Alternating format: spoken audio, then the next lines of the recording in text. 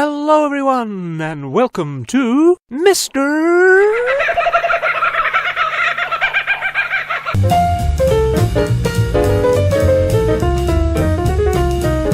This is Oceania, and here is Australia, as if you couldn't tell. Now then, let's flick our way through its history, shall we? The first inhabitants were the Aborigines, who migrated there from India via Southeast Asia in the late Pleistocene era. The Aborigines spread over the land and were separated into around 250 different tribes, each with its own language and traditions. The Aborigines hunted many native megafauna to extinction. Lots of those animals, such as this hippo-sized wombat, may have contributed to the monster stories in Aboriginal mythology, known as the Dreamtime. The Aborigines were masterful hunters and trackers and storytellers, and their distinctive music and art style is unique and immediately recognizable. However, it should not be naively assumed that prior to the arrival of Europeans, the Aborigines dwelt in a paradise of blissful harmony. Wars and clashes with enemy tribes were common. Staunch belief in superstitions stifled progress, and being hunter-gatherers, tribes could not sustain large populations, so killing babies and the elderly was lawful and customary. Then, after thousands of years of almost total isolation, these things began poking around Australian shores. Europeans in the 15 and 1600s were energetically exploring the world, and Australia couldn't hide forever. The Portuguese and Spanish sniffed about up here for a while, but they didn't see anything of value in Australia and thus didn't bother settling. The Dutch explored and charted the west coast of what they called New Holland, and Abel Tasman discovered Van Diemen's Land. It was called Tasmania later. Tasman saw nothing profitable there, only poor naked people walking along beaches who were apparently bad-tempered. So no one really bothered with Australia for a long time until the latter half of the 18th century, when the British came to believe that it had potential. This was the basis for the 3 voyages there by Captain James Cook, who explored the east coast and claimed it in 1770 for Britain, naming it New South Wales. Meanwhile, Britain lost its American colonies, and more land was wanted, especially as they could no longer send their convicts to America. So the first fleet set off and arrived at Sydney Harbour and established the first settlement with Arthur Phillip as governor. He was a good man who wanted peace with the natives even after they speared him, but the Aborigines were in no mood to welcome these outsiders. Matthew Flinders circumnavigated the continent and confirmed it was a giant landmass, and gave it its current name, Australia. The Brits then rolled up their sleeves and began establishing separate colonies and towns all over the land. And getting it all going wasn't easy. Disease and hunger and poor, thankless soil and disorderly, uncooperative felons made it a migraine of a sweat and blood-soaked struggle. Explorers like these fellas braved vast and unknown expanses, and more